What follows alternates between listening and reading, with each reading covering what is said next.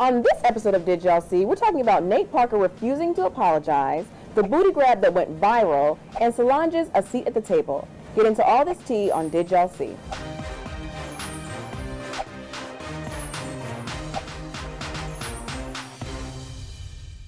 Hello and welcome to another episode of Did Y'all See? Hello ladies. So we have a lot of things to discuss this week. First off is Miss Amber Rose.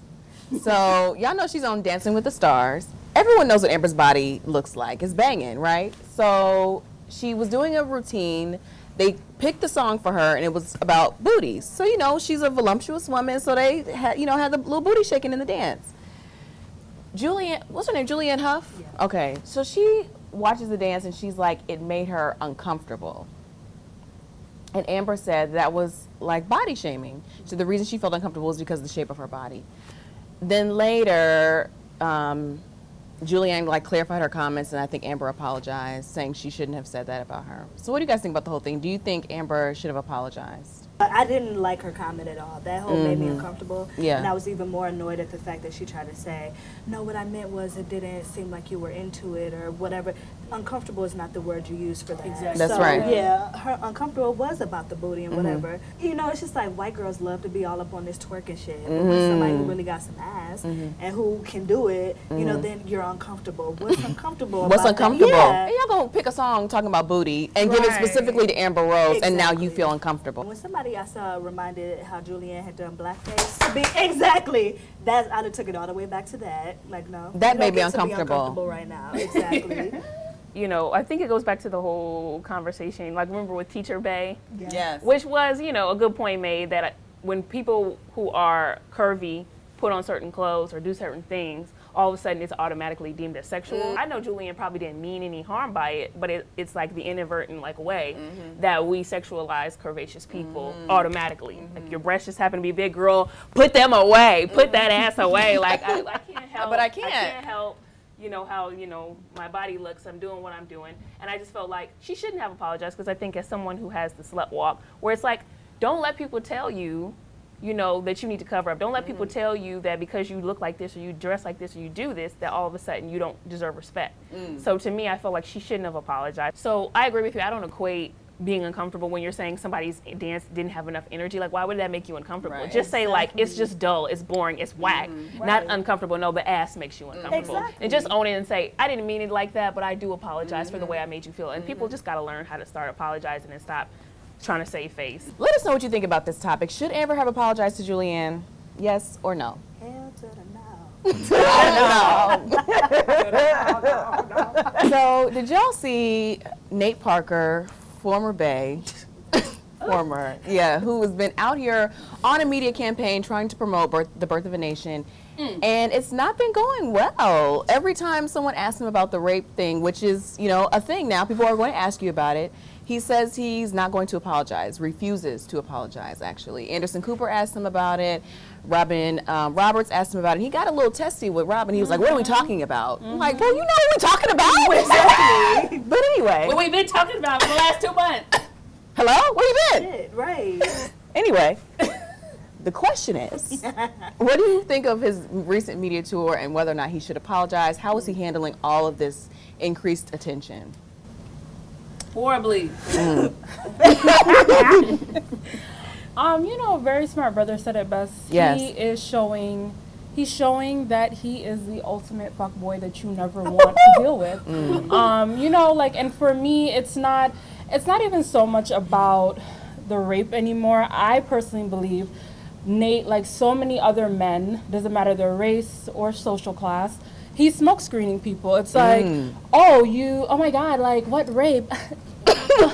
I just created this awesome piece of art. Or if you're dating someone and they take you to the movies, give you money to get your hair done, and then you see them texting another bitch. It's like, oh my God, but I got your hair done. Exactly. Take this for you. You know what I mean? So I'm really tired of men who just, because it's another form of gaslighting. Yes. You know what I mean? And it's like this pretending that you didn't. I mean, you know what? He only knows what he did in that situation, but at the end of the day, he violated someone because you were trying to orchestrate a train on them. Come on, boo. You know what I mean? So he needs to stop talking. And it's not a media tour; it's a really I ain't sorry tour. Like that's what it is. Come on. Yes. All right.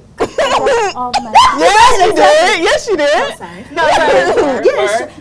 I don't even want to look at him, honestly, right now. So it's like, to me, his PR people ought to be telling him to stop doing interviews, period. And just sit down. Because honestly, Gabrielle Union was their best defense. If this woman could get up and say, hey, I've still been a part of this and this is still important, that's where you drop it. But he's doing much more damage. Like, back to the whole point of people need to just learn how to apologize. When you do things that hurt people in any kind of way, just acknowledge that you fucked up in that way. Even if you don't feel like you personally did something hella wrong. Even in the phone call transcripts that they had, he acknowledged that. Come on, things that it went wasn't left. right. So how do you get all this time forward and say that because I have daughters, I have this, I've learned so much, you know, but there's never an apology. This is really sad that Nat Turner's whole story gets pushed under the rug and gets mixed up with your bullshit because you don't want to just be like, yo, I was living foul. I apologize. My thing is this, like, at the very worst, Nate Parker's a rapist, and at the very least, he's an arrogant asshole.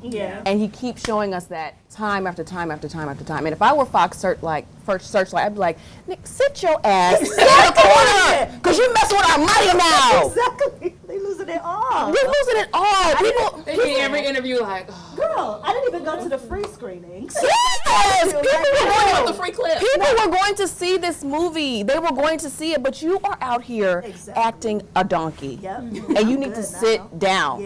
Because it's not okay. You on TV talking crazy to Robin Roberts? Okay. Bro, he is so, this is the type of, that entitlement, that arrogance, that no, I don't want to talk about this, let's talk about this. Don't look over here behind the curtain.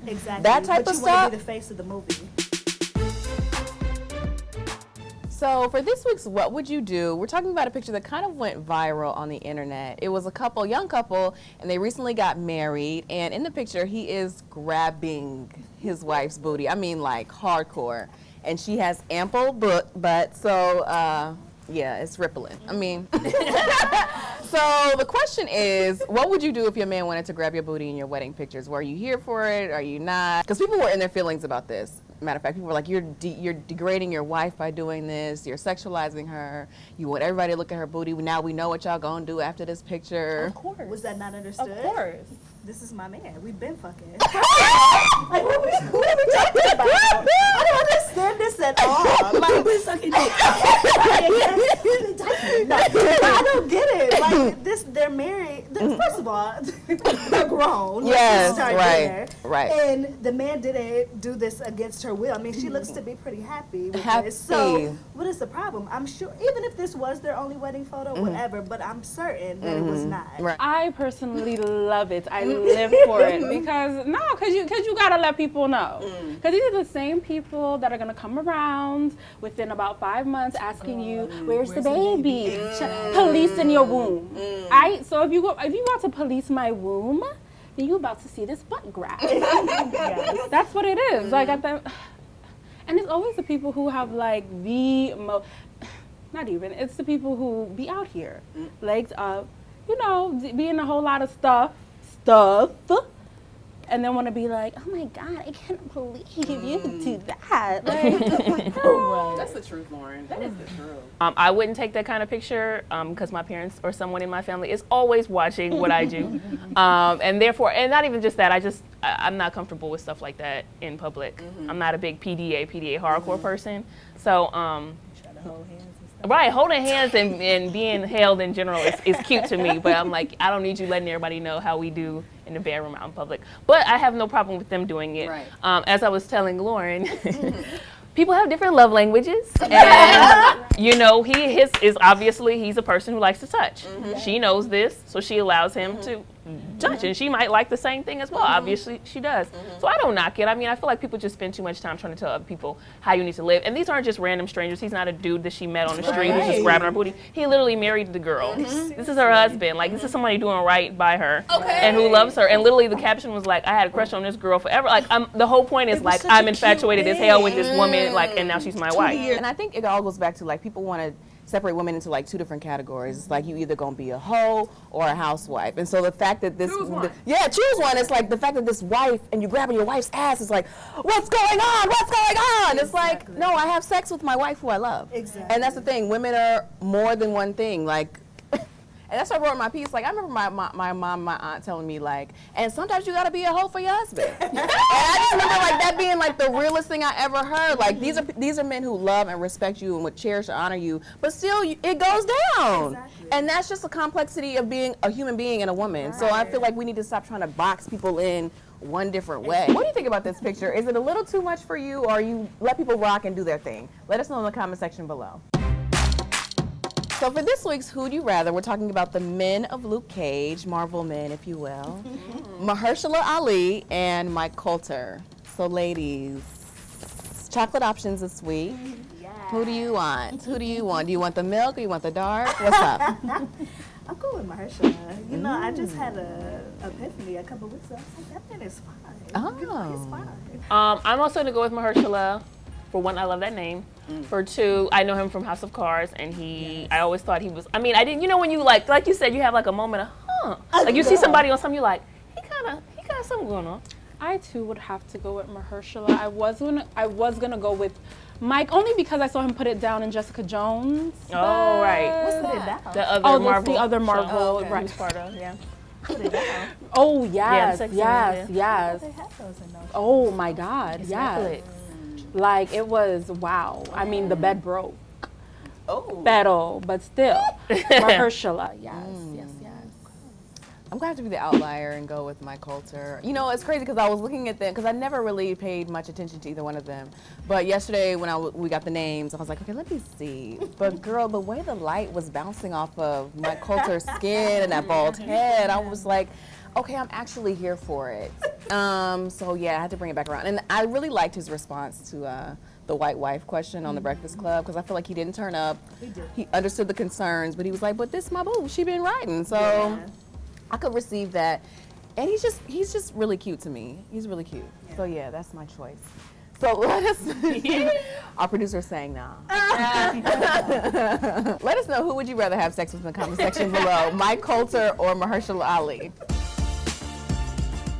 So for this week's We See You, we're shouting out Raíssa Santana out of Brazil. She's Miss Brazil 2016. She was just crowned this past weekend, and she is the first black woman to become Miss Brazil in the last like 30 years and only the second out of the 60-year history of the competition. So she's going to go on to the whole Miss Universe competition and try to kill it next year. So with that being said, congratulations to you, Raíssa Santana, for being Miss Brazil 2016. We love to see black beauty queens and black women in general doing great things. We see you!